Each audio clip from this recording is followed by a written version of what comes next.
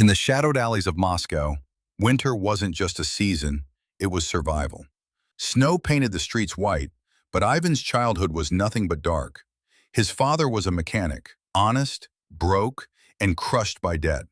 One freezing night, Ivan watched a gang beat his father for a loan he couldn't repay.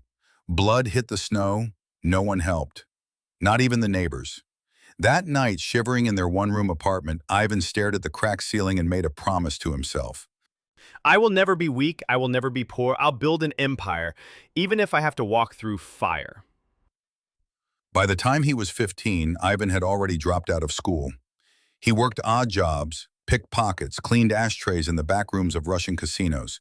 He learned the language of the streets: money, loyalty, and silence. At 18, he got his first taste of the bratva, the Russian mafia. He wasn't a killer, not yet, but he had something more dangerous: hunger. The kind of hunger that didn't care about fear, law, or morality. One of the older gangsters, a man called Boris the Butcher, pulled him aside one night. "Listen, Malchik," he growled, handing Ivan a wad of dirty rubles. "Money doesn't change a man, it reveals him. If you want to rule, learn to control yourself before you control others." Ivan never forgot those words. He studied how money flowed, who paid who lied, who vanished.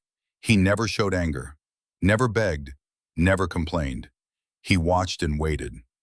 By 25, he was no longer running errands. He was the one giving orders. He moved like smoke, silent, cold, and everywhere. He didn't need to shout. He didn't need to threaten.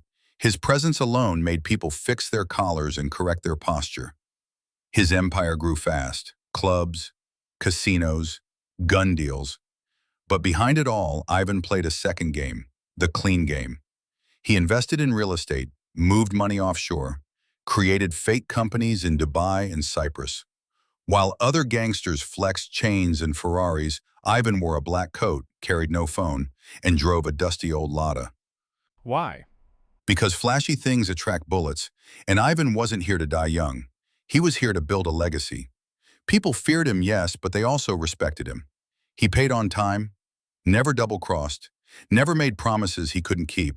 And when he did have to send a message, he sent one, loud and clear. Then one day he vanished. No police chase, no gunfight, just a quiet morning, a closed office, and silence. Rumors spread. Some said he was killed. Others claimed he turned state witness. But the truth? Ivan was in Switzerland. New identity, new life. Running private meetings with young entrepreneurs, teaching them how to build wealth without violence, without shortcuts, without losing their soul. Because Ivan knew the truth that most people never learn until it's too late. Money is power. But if power controls you, you've already lost. The real wealth is not in your bank, it's in your mindset. He had walked through blood and fire, but he came out clean.